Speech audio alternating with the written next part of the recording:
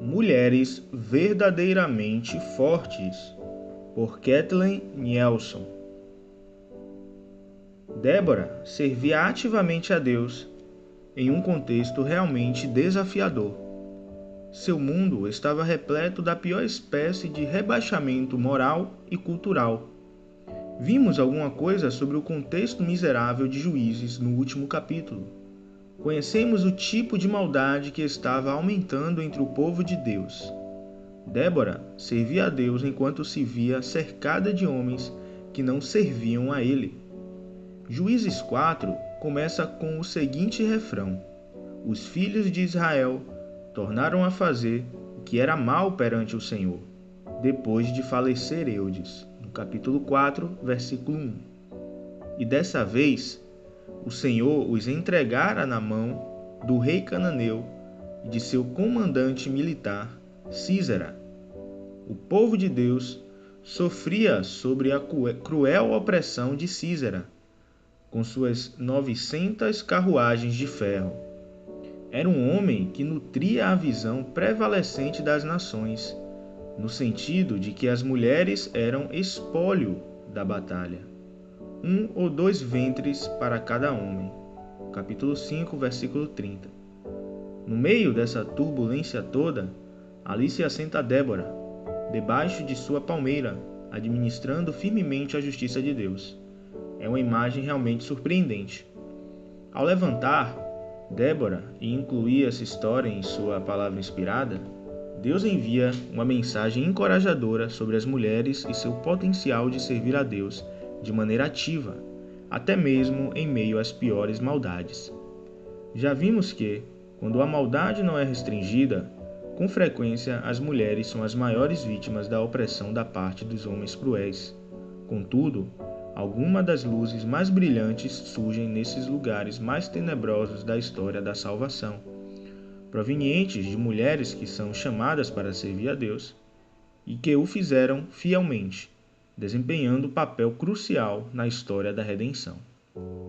Podemos nos lembrar de Raabe, cercada de forma semelhante, em seu caso, por toda uma cidade de incrédulos em Jericó, os quais praticavam a pior espécie de maldade uns contra os outros. Veja Josué capítulo 2. Raabe era prostituta, participante de uma cultura pecaminosa. Surpreende o fato de que, entre todas as pessoas em Jericó, Deus tenha atraído para si essa mulher. Por sua graça, Raabe voltou sua fidelidade ao único Deus verdadeiro, protegendo os espiões enviados pelo povo de Deus e, por fim, tornando-se parte dessa linhagem da qual viria o Salvador prometido.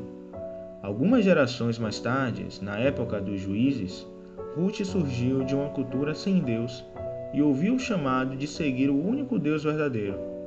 Na providência divina, ela encontrou e casou-se em uma família do povo de Deus, que se encontrava forasteira em seu país, Moabe.